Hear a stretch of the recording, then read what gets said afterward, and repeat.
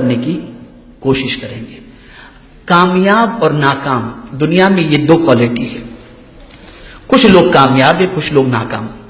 میں نے کامیاب لوگوں کی زندگی کے بارے میں غور کیا اور میں نے کوشش کی کہ ذرا جاننے کی کوشش کروں کہ کامیاب کیوں لوگ ہوتے ہیں اور ناکام کیوں ہوتے ہیں. تو غور سے سنیں. کامیاب لوگوں کی پہلی خوبی یہ ہوتی ہے کہ وہ کوئی بھی کام وداؤٹ پلاننگ نہیں کرتے. ان کے پاس پلاننگ ہوتی ہے. وہ ایک دن کی پلاننگ نہیں کرتے، 10 سال کی پلاننگ کرتے ہیں. اور مسلمان سے پوچھو کل کا پلان، ارے یار کل صبح ہوگی پھر دیکھیں گے، صبح ہوگی پھر دیکھیں گے. کوئی پلان نہیں ہے اس کے پاس.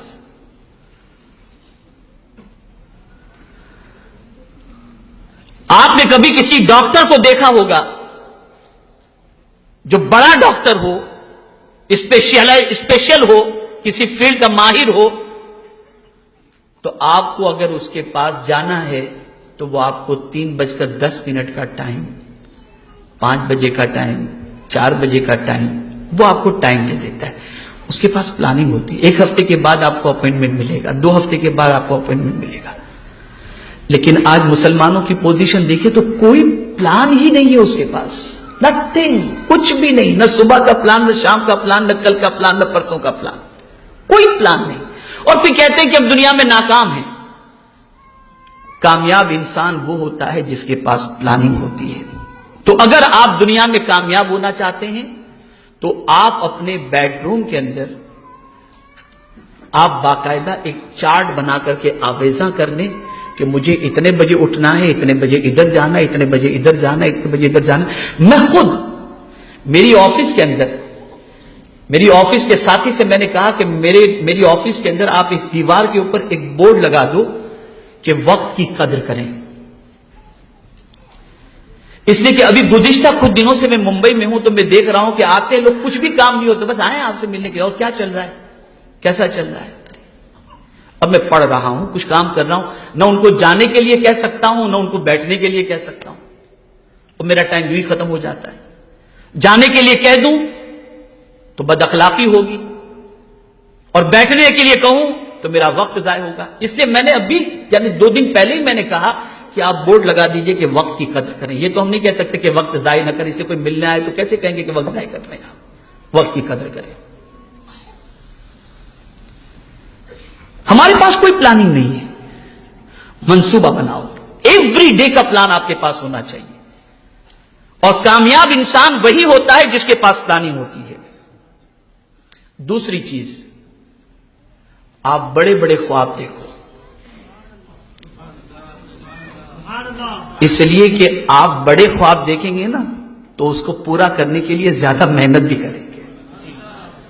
لیکن آپ کے خواب ہی چھوٹے ہیں کہ کل آٹو رکشہ خرید لیں گے ہم. فیکٹری کا خواب ہی نہیں ہے آپ کے پاس. بڑے خواب دیکھو. اور جب بڑے خواب دیکھیں گے تو اس کی تکمیل کے لیے محنت کریں گے آپ. ہر کامیاب انسان کے پیچھے آپ دیکھیں بڑا خواب، میں زندگی میں یہ بنوں گا. پھر آدمی اس پر لگ جاتا ہے، محنت کرتا ہے، پھر اس نتیجے پر پہنچتا ہے. تیسری چیز، کبھی بھی رسپانسبلٹی سے بھاگے نہیں. آپ رسپانسبلٹی کو قبول کریں، ذمہ داری کو قبول کریں آپ. اور ذمہ داری وہ قبول نہیں کرتا جو بالکل کاہل ہوتا ہے، جسے کچھ کر گزرنے کا جذبہ نہیں ہوتا. اور ذمہ داری وہ قبول کرتا ہے جس کے اندر کچھ کر گزرنے کا جذبہ ہوتا ہے. ایک اور چیز، دوسروں سے سیکھتے رہیں. کچھ نہ کچھ سیکھتے رہیں دوسروں سے. دنیا میں کوئی بھی واقعہ آپ کے سامنے آئے اس سے کچھ سبق سیکھیں، عبرت حاصل کریں. فَاعْتَبِرُوا يَا أُولِي الْأَبْصَارِ، یہ قرآن کا فرمان. عبرت حاصل کرو. دنیا میں کوئی بھی چینجز آتی ہو، کوئی بھی واقعہ رونما ہوتا ہو، کہیں سیلاب آیا، کہیں طوفان آیا، کہیں زلزلہ آیا، کہیں کچھ ہوا، کہیں کچھ ہوا، آپ اس سے عبرت حاصل کرو، سبق سیکھو. اور انسانوں سے بھی سبق سیکھو. کوئی ترقی پر تھا، اس کو بالکل زوال پذیر ہو گیا، سبق سیکھو اس سے کون سی چیز تھی جو اس کو زوال کی طرف لے گئی؟ کل تک شہر کے اندر عزت کی حیثیت سے گھوم رہا تھا، آج بے عزت کیوں ہوا؟ سبق سیکھو، اسے ریزن تلاش کرو۔ اگر آپ کے اندر یہ خوبی ہے تو آپ اچھی طریقے سے کامیابی کی شاہراہ پر گامزن ہو سکیں گے۔ اور ایک خاص چیز، ناکامی سے کبھی نہ گھبرائیں۔ کبھی ایسا بھی ہوگا کہ کسی چیز کے اندر آپ نے محنت کی اور جو رزلٹ آپ چاہتے تھے وہ رزلٹ آپ کو میسر نہ ہوا، تو اس رزلٹ کے میسر نہ ہونے پر آپ گھبرائیں نہیں، اس لیے کہ 100 بار گرنے کے بعد انشاءاللہ پھر جب آپ اٹھیں گے تو اللہ آپ کو کامیابی عطا فرمائے گا۔ دنیا کا ہر کامیاب انسان پہلے ناکام ہوا ہے پھر کامیاب ہوا ہے، پہلے ناکام ہوا ہے پھر کامیاب ہوا ہے۔ تو ناکامی سے کبھی نہ گھبرائیں، کبھی نہ گھبرائیں۔ خود میرے آقا صلی اللہ علیہ وسلم کی سیرت مبارکہ ہمیں اس کا درس دیتی ہے اور ہمیں اس کا پیغام